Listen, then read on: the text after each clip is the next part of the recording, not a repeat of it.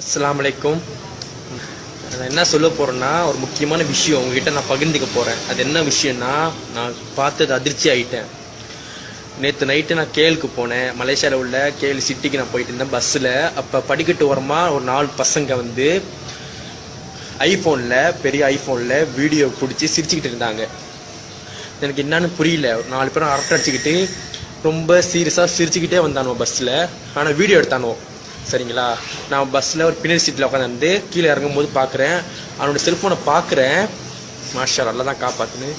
எல்லாமே ட்ரெஸ்ஸு இல்லாமல், உடம்புல ஒரு ட்ரெஸ்ஸு இல்லாமல் அந்த வீடியோ பார்த்தோன்னே ஷாக் ஆகிட்டேன். ரொம்ப மனசு எப்படி சொல்றது, ரொம்ப ஷாக் ஆகிட்டேன். இந்த மாதிரி இருக்காங்களான்னு சொல்லிட்டு ஷாக் ஆகிட்டேன். அந்த சாஃப்ட்வேர் வந்து ஐஃபோனில் மட்டும் தான் இறங்கும். அது ஐஃபோனில் இறங்கும், அப்புறம் நோக்கியாவில் இறங்கும், N95 அதில் இறங்கும் அந்த சாஃப்ட்வேர். என்ன சொல்ல வரேன்னா, இதுக்கப்புறம் யாராச்சும் ஐஃபோனில் உங்களை வீடியோ எடுத்தால் நீங்கள் தயவு செய்து அந்த வீடியோ பாருங்கள். டைரெக்டாக போய் கேளுங்க, என்னை வீடியோ எடுக்க வேணாம் அப்படின்னு சொல்லுங்கள். நல்லா தான் காப்பாற்று. எல்லா ஐஃபோன்லேயும் வந்துருச்சு, எல்லா ஐஃபோன்லேயும் வந்துருச்சு. இந்த வீடியோ கண்டிப்பாக ஷேர் பண்ணுங்க. நாளைக்கே நம்ம வீட்டு பொண்ணுகளை கூட அவனு வீடியோ பிடிக்க ரெடியாக இருப்பானு. சரிங்களா, இந்தியாவுக்கும் பரவிடுச்சு, டோட்டலாக பரவிட்டு இருக்கு இந்த வீடியோ.